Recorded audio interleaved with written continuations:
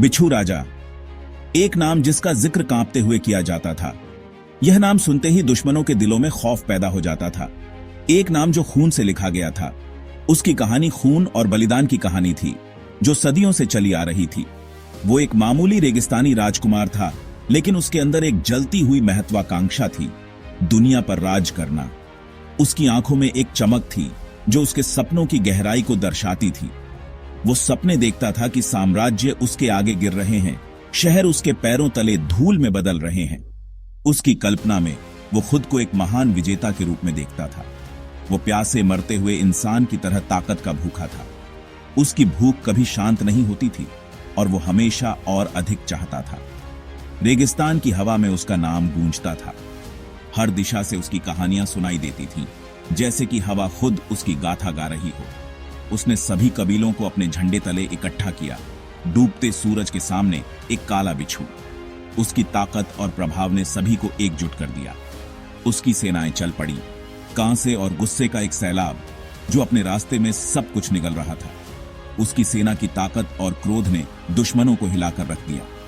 7 लंबे सालों तक उसने रेत को अपने दुश्मनों के खून से नहलाया। हर युद्ध में उसकी जीत ने उसे और भी निर्दयी बना दिया। 7 साल उसने जीत का स्वाद चखा। हर जीत के बाद उसकी भूख और भी बढ़ जाती थी और वो और भी अधिक चाहता था। लेकिन साम्राज्य भी गिर जाते हैं। समय के साथ उसकी ताकत भी कमजोर पड़ने लगी और उसका साम्राज्य भी धूल में मिल गया।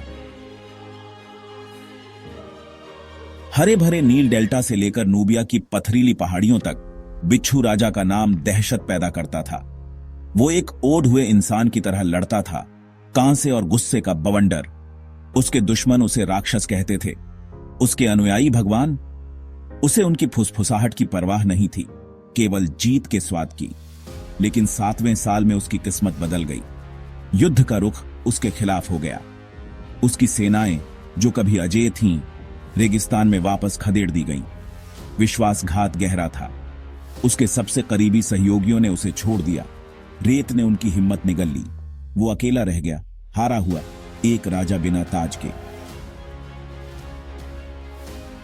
विशाल बेरहम रेगिस्तान अहम शेरे उसकी जेल बन गया। जलता हुआ सूरज उसका जेलर, फुसफुसाती हवा उसका अत्याचारी। वो टीलों में भटकता रहा, उसका कवच जंग खा रहा था। उसकी उम्मीद हर गुजरते दिन के साथ कम होती जा रही थी। भीषण गर्मी ने जमीन को झुलसा दिया। अंतहीन रेत के समुद्र से टकराकर वापस आ रही थी। उसके सैनिक जो वफादार रहे, एक एक करके बेरहम गर्मी के आगे झुक गए। उसने उन्हें गिरते देखा। उनके शरीर रेगिस्तान की तरह सूखे और बेजान हो गए। निराशा उसे कुतर रही थी। उसके दिल के चारों ओर एक सांप लिपटा हुआ था। वो एक राजा था, टूटा हुआ और भुला दिया गया। वो अंधी रेत के तूफानों से गुजरता रहा, एक प्यासा और हताश आदमी। सूरज उस पर चमक रहा था, उसकी आखिरी ताकत को भी छीन रहा था। उसकी नजर धुंधली हो गई। हर दर्द भरी सांस के साथ हकीकत और भ्रम के बीच की रेखा धुंधली होती जा रही थी। वो चिल्लाया, एक कच्ची चीख जो गरजती हवा में खो गई। फिर घूमते हुए रेत के शैतान के बीच से एक आवाज गूंजी, गहरी, गूंजती, प्राचीन। आवाज ने ताकत, बदला, जो कुछ उसने खोया था उसे वापस पाने का मौका देने का वादा किया, लेकिन एक कीमत पर। बिच्छू राजा, जिसका गला सूखा हुआ था, जिसका दिमाग निराशा से घिरा हुआ था, उसने उम्मीद और डर से भरे दिल से सुना। रेतीला तूफान हट गया और एक असंभव हरे रंग का नखलिस्तान दिखाई दिया। ताड़ के पेड़ हल्की हवा में लहरा रहे थे। झिलमिलाते पानी का एक कुंड मीठी राहत का वादा कर रहा था और उसके सामने खड़ा था, परछाइयों और सड़ांध की गंध से घिरा हुआ आनुबिस, सियार के सिर वाला देवता, मृतकों का स्वामी। मुस्कुराया। उसके दांत ऑब्सीडियन चाकू जैसे थे। एनुबिस ने उसे एक विकल्प दिया, गुमनामी में लुप्त हो जाना, एक और भुला दिया गया राजा जिसे रेगिस्तान ने अपना लिया, या फिर से उठना, पहले से कहीं ज्यादा मजबूत। कीमत, उसकी आत्मा। बिच्छू राजा बदले की भावना और सत्ता की प्यास से प्रेरित होकर झिझका नहीं। उसने अपना पूरा अस्तित्व मौत के देवता को सौंप दिया। रेगिस्तान कांप उठा। रेत हिल गई, राक्षसी रूपों में घूमती रही। सियार के सिर वाले योद्धा टीलों से उठे। उनकी आंखें अपवित्र आग से जल रही थीं। एनुबिस, उसकी हंसी रेत में गूंज रही थी उसने बिच्छू राजा को एक जादुई खोपेश दिया जिसका ब्लेड काली ऊर्जा से चमक रहा था। उसका पुनर्जन्म हुआ, मनुष्यों के राजा के रूप में नहीं बल्कि मृत्यु के फिरौन के रूप में। नखलिस्तान गायब हो गया, झुलसी हुई रेत के अलावा कोई निशान नहीं छोड़ा। बिच्छू राजा, उसका शरीर काली शक्ति से धड़क रहा था। उसने अपना खोपेश उठाया। रेगिस्तानी हवा उसकी दहाड़ को ले गई। बदले का वादा जो उसके दुश्मनों की आत्माओं को ठंडा कर देता था। वो अपना बदला लेगा, वो जो खो गया था उसे वापस ले लेगा। अनुबिस की शक्ति से प्रेरित होकर बिच्छू राजा ने मिस्र पर अपना गुस्सा उतारा। उसकी सेना, मौत और परछाई का एक अजेय सैलाब पूरे देश में फैल गया, अपने पीछे विनाश छोड़ गया। शहर ढह गए, सेनाएं धूल में बदल गईं। अनुबिस के योद्धा के सामने कोई नहीं टिक सका। उसका नाम जो कभी डर से फुसफुसाया जाता था अब खौफ के धीमे स्वर में बोला जाता था। वो एक राक्षस बन गया था। उसकी मानवता उसी शक्ति से भस्म हो गई थी जिसकी उसे लालसा थी। वो नरसंहार में मग्न था।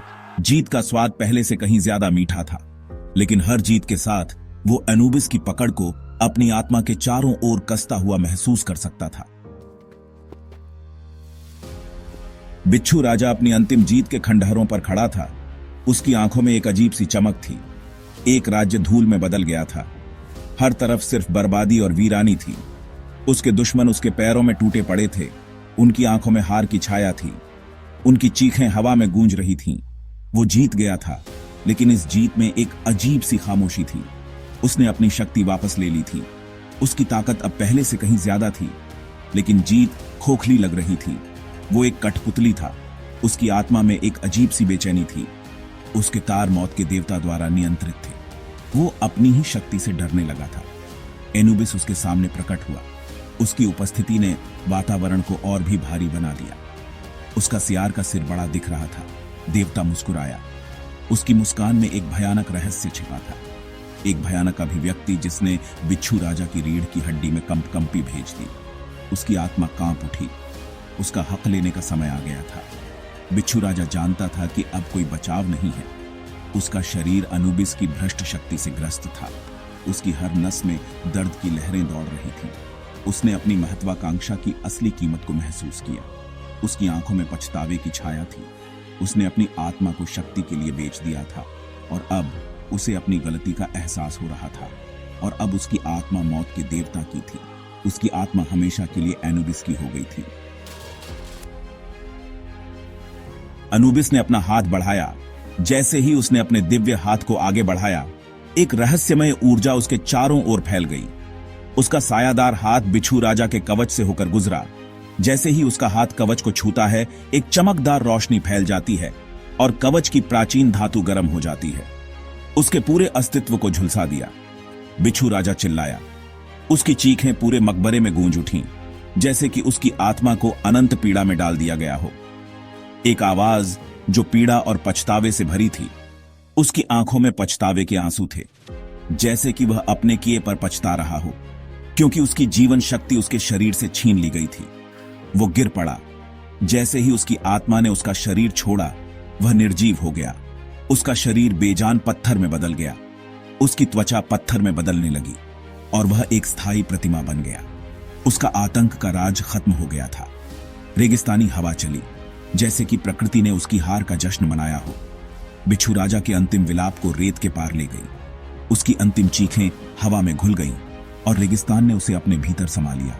उसे एक विशाल बिच्छू की मूर्ति के अंदर दफना दिया गया था, जहां उसकी आत्मा हमेशा के लिए कैद हो गई। उसकी महत्वाकांक्षा और उसके पतन का एक स्मारक। यह स्मारक उसकी शक्ति और उसके पतन की कहानी कहता है। बिच्छू राजा, जो कभी मनुष्यों का शासक था, अब केवल एक कहानी बनकर रह गया है। अब अपनी ही बनाई हुई जेल का कैदी था, जहां उसकी आत्मा अनंत काल तक भटकती रहेगी। अनंत काल के लिए अहम शेरे के उजाड़ रेत की रक्षा करने के लिए अभिशप्त था। वह अब एक अभिशप्त रक्षक बन गया था। उसकी कहानी एक भयानक चेतावनी के रूप में कार्य करती है। यह कहानी हमें याद दिलाती है कि शक्ति का दुरुपयोग कितना विनाशकारी हो सकता है। सत्ता की फुसफुसाहट से सावधान रहें, क्योंकि यह फुसफुसाहट हमें गलत रास्ते पर ले जा सकती है। क्योंकि सबसे शक्तिशाली राजा भी अपनी ही महत्वाकांक्षा से नीचे लाए जा सकते हैं। यह कहानी हमें सिखाती है कि सच्ची शक्ति आत्मनियंत्रण में है।